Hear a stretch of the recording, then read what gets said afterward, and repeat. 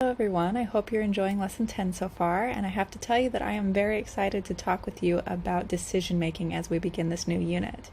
Decision making is something that each of us can understand because we do it every single day, and learning how to better make decisions to have better outcomes is something that I'm very passionate about. So, to start off, I'd like to share a quote with you, and then we'll go ahead and look at some examples of effective decision making. So here is our quote. Each day is a day of decision, and our decisions determine our destiny. How powerful is that to think about? For just a moment, consider President Nelson's words and really try to comprehend the fact that the choices we're making right now determine where we will end up and what our circumstances will be. There is so much power in decision making, and that's why I feel it's so important to know how to do it properly. Now, no one can really tell you the exact correct formula for decision making, but I want to share one with you that has been helpful to me in hopes that it will be helpful to you as well. When I have to make a decision, and usually a bigger decision that requires some forethought, I like to use these 5 steps. Think, research, soundboard, pray, and then think on paper. Let me walk you through a recent decision that I had to make where I used these steps to let you really see what it looks like and how you can use them in your life. The example that I'm going to use today is buying a new car with my husband. This was something that we recently did and put a lot of thought into. Now, our first step, think. When you're faced with the decision, the first thing to do is to really think it through.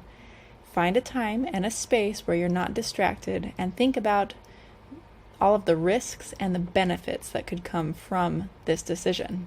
Let those thoughts continue in the background as you go about your day. Let it kind of percolate. Let your thoughts develop further, but make sure you start without distractions and get the beginning part of that thought process done when you can really focus.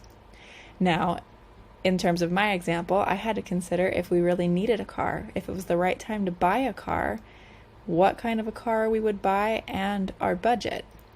Because my son is only getting more active and accident prone day by day, we felt that we need a way for me to be able to get him to a doctor or to a hospital if he has a fall while my husband's away at work with the car.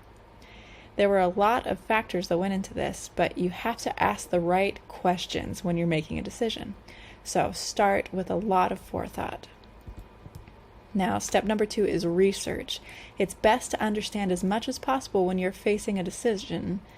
And you need to do your research with trusted sources. You need to look at reviews. You need to run comparisons. You need to do all of that due diligence to make sure that you essentially become an expert on this decision so you can make informed decisions.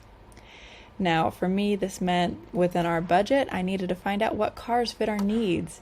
I needed to know how our options perform in relation to each other, like if it were a competition, which one would be more effective, which is the better fit. And I needed to know where the best place to buy a car would be for us. Now, it was a lot to consider. It did take a lot of research on my part, but we were able to figure out those details. And then the next step came, which is soundboarding. Once you become somewhat of an expert on this matter, go ahead and take your decision to a trusted ally. Now, you're not wanting this ally to make your decision for you or even to weigh in very heavily. But just as teaching is one of the best ways that we can learn, going through the motions of explaining your thinking to someone else will better help you understand your own logic and make your decision more confidently and more effectively. In our case, we went to my father-in-law because he is a former mechanic with a sound understanding of engines, and we told him what we were thinking, we explained why we thought it was right for us, and ultimately he agreed. Our next step in soundboarding was taking the issue to my parents, who are frugal and actually very good with money. So we wanted to talk the decision over with them from that standpoint, and after we explained our reasoning, they thought it was sound and they agreed as well. So we moved on to our next step, which is prayer. After making an honest effort and doing your very best to make a sound decision, take the matter to the Lord. Allow room for the Spirit to help you as you make your decision. You now have all the facts and just need a bit of direction from the Spirit to know that you are making the right decision. In our instance, we took time to pray privately. My husband prayed on his own, I prayed on my own, and then we came together to share our impressions. At that point, we went ahead and prayed together. Since the decision affected both of us, it's always a good idea to say a prayer with someone who's your partner in the decision. And finally, we had to be still. We had to allow ourselves time to receive personal revelation. Make sure that you're not in such a hurry that you miss the subtle direction of the Spirit. Now, for our last step, think on paper. At this point, you've done almost everything possible to make sure that you're making the right decision, but you're likely a little bit anxious to move forward, and I encourage you to go ahead and return to step 1. But this time, you're not just going to think your thoughts, you're going to put them on paper.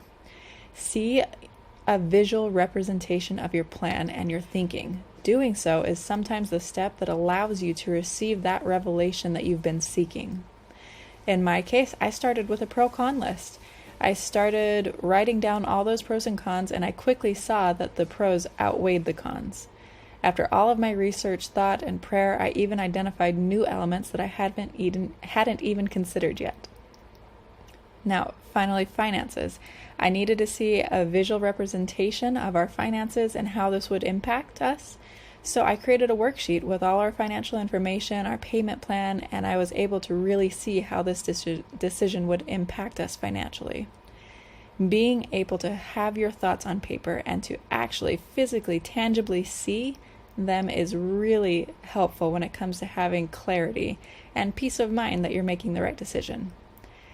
Now, finally, to close, I would like to share this quote with you from President Monson. He says, "May we ever choose the harder right instead of the easier wrong."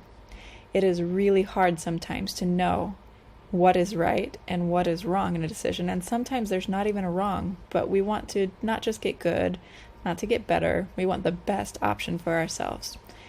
This is going to be an issue in every aspect of your life: academics, spirituality, personal life, relationships, every aspect you will be faced with decisions. And like President Monson, I hope that you will always do your best to choose the right option, not just the easy or convenient option. You are all doing so wonderfully, and I hope that these tips are helpful to you as you approach this new area of your studies and really take a look at decision making, and as you make decisions about your future that you will be using to carve your own path. I wish you the very best of luck with this, and as always, if you would like any support, I am here for you and happy to talk things over with you. Thank you for watching.